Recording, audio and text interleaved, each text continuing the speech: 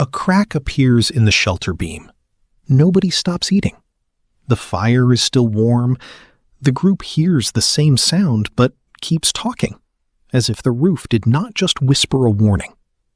Then your hand reaches for the tool. Maybe too early. Maybe before anyone asks. From the outside, it can look like worry, control, seeing danger where there is none. But maybe your mind is not inventing danger. Maybe it is seeing what comes next, while everyone else is still eating. Some people do not see problems as bigger. They see them earlier. And then the question becomes, why me first? Why did I notice before they did? At first, this does not look psychological. It looks practical. A beam splits and one person checks it. A bowl cracks and one person reaches for clay. A fire sinks and one person feels the cold before anyone complains. The group sees the movement before they understand the reason. That is where the misreading begins. The early fixer can look dramatic because the danger is not visible yet. Controlling because they act before the group agrees. Negative because they keep watching what others have stopped watching. But in evolutionary psychology, small changes were not just details. A sound near the trees, a weak rope, a loose branch. They were information. Plainly put, the mind that noticed early had more time to respond. Early noticing became survival. And that did not disappear when shelters became houses, offices, and group chats. Today, it can look like spotting the weak point before the meeting, hearing tension before someone admits they are upset, seeing one mistake at work and already understanding the cost. The social lie is simple.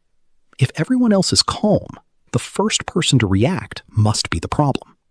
But sometimes they are not making danger bigger. They are seeing the first version of it. And that is only the first layer. Because noticing the crack is different from imagining the collapse. A fading fire is not danger yet. A fraying rope has not snapped. A beam bends in the wind, but the roof is still above everyone. This is where the human mind becomes strange. It does not only see what is happening, it asks what might happen next.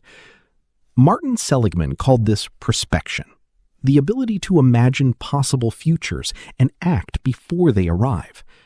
In simple terms, the mind sees a small sign and builds the next scene. The smoke thins. The night gets colder. The group falls asleep. The fire goes out. That is not panic. That is prediction. The mind learned to fix the future before it arrived. And humans did something powerful with that. They warned, prepared, repaired, then taught the next person what to notice. A cracked tool became a lesson. A weak shelter became stronger. The warning moved forward. Today, it might be a strange message, a weak plan, or a room that suddenly goes quiet. The person who predicts the problem is often expected to prevent it. But imagining collapse is not the same as holding up the roof. The important shift is this. Humans did not survive by fixing things alone. Michael Tomasello's work on human cooperation points to a simple idea. People became powerful because they could share attention, warnings, tools, and plans. One person could see the crack first, but the group was meant to help hold the shelter. That distinction matters because in modern life, an old group skill can turn into a private burden. A family gets tense, and one person explains the mood. A team plan starts leaning in the wrong direction, and one person quietly repairs the weak parts. A message feels off, and one person prepares for the conversation before it even begins. The protective part is that you notice early. The cost is that every warning can start to feel like an assignment. Prevention is not the same as responsibility.